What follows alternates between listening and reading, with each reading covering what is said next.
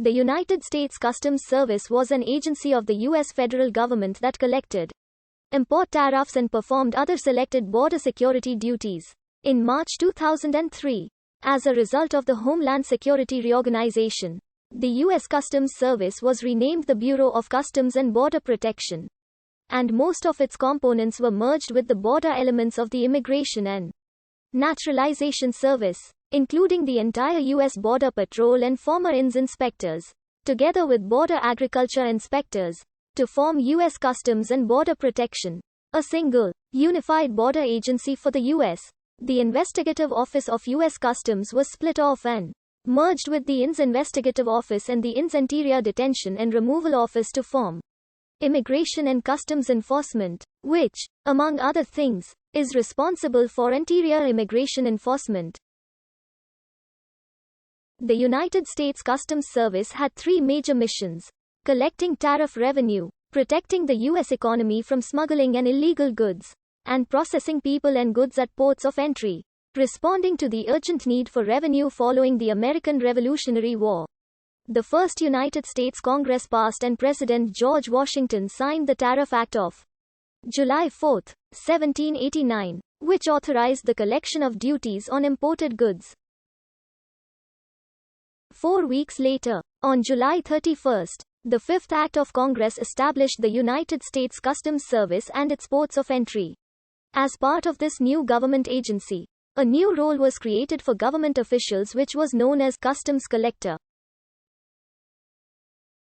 In this role, one person would have responsibility to supervise the collection of custom duties in a particular city or region, such as the collector of the Port of New York.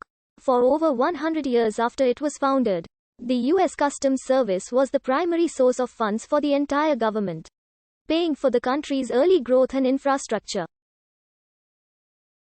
Purchases include the Louisiana and Oregon territories, Florida and Alaska, funding the National Road and the Transcontinental Railroad, building many of the nation's lighthouses, the U.S. military and naval academies, and Washington, D.C. The U.S. Customs Service employed a number of federal law enforcement officers throughout the 19th and 20th centuries. Customs special agents investigated smuggling and other violations of customs, narcotics and revenue laws.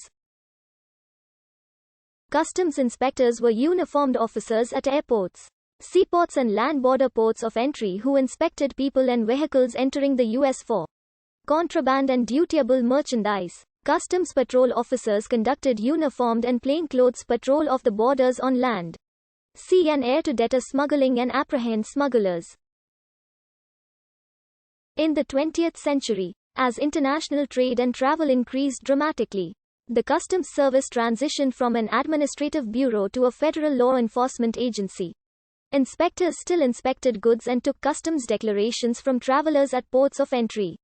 But customs special agents used modern police methods, often in concert with allied agencies, such as the Federal Bureau of Investigation, U.S. Postal Inspection Service, U.S. Immigration and Naturalization Service and U.S. Border Patrol, to investigate cases often far from international airports, bridges and land crossing.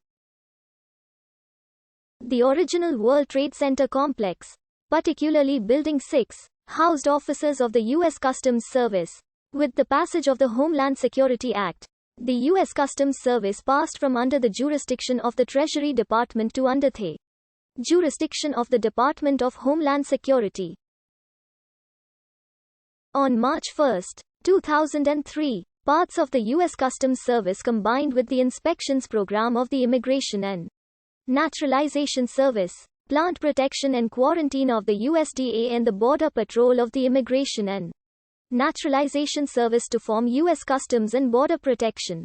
The Federal Protective Service, along with the investigative arms of the U.S. Customs Service and the Immigration and Naturalization Service, combined to form U.S. Immigration and Customs Enforcement.